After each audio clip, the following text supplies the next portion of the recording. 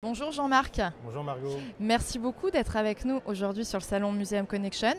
Alors on va revenir, quels sont cette année, en 2025, les grands insights, les grandes tendances en matière de digitalisation dans le marché du loisir et des attractions?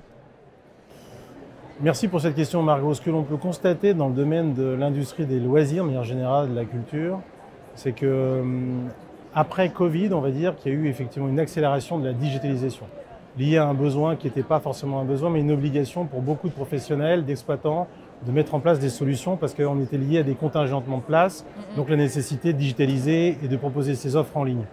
Mais ce phénomène-là, il avait déjà démarré avant la Covid et après la Covid, ça n'a fait qu'accélérer le processus.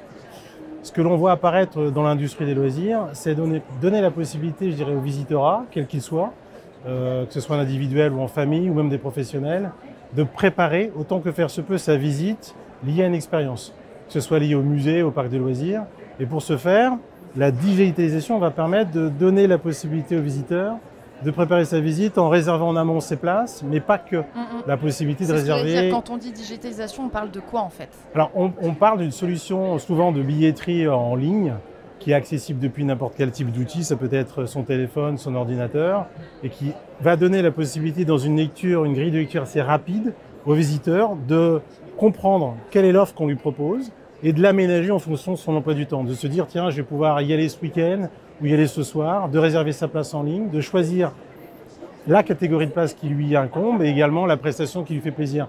Pas uniquement le titre d'accès, aussi la possibilité d'avoir des offres complémentaires. Si je vais avec ma famille ce week-end dans un parc de loisirs, je vais réserver la place d'entrée, mais si je sais que je vais y aller vers 11 h, la possibilité aussi de réserver un menu enfant parce que je sais que je vais avec des enfants qui vont avoir faim à telle heure et donc cette possibilité-là va m'être offerte à travers la digitalisation. Ça va permettre donc aux visiteurs, je dirais, d'optimiser sa visite et son parcours client. Bien sûr. Mais ça va également permettre à l'exploitant d'optimiser à la fois ses ressources, parce que derrière cette commande, je peux avoir des produits, donc La des gestion des commandes, flux la qui est gestion très des flux, importante. exactement, et d'optimiser mes équipes en fonction des horaires et des réservations. Ça permet d'un point de vue opérabilité aux équipes qui sont sur place, sur une semaine, de savoir à quel moment ils vont avoir ou pas du monde pour programmer tout cela. Sur les problématiques autour de l'exploitation de la data, est-ce qu'aujourd'hui les institutions culturelles sont mûres? Est-ce qu'on sait faire? Ou vous observez qu'on a encore besoin d'éduquer justement toutes ces institutions et ces entreprises en fait? Alors, je pense que tu as raison sur vous avez raison, excusez-moi, sur un sujet, c'est que je pense qu'elles savent faire, mais je pense qu'elles n'ont pas forcément les bons outils pour le faire.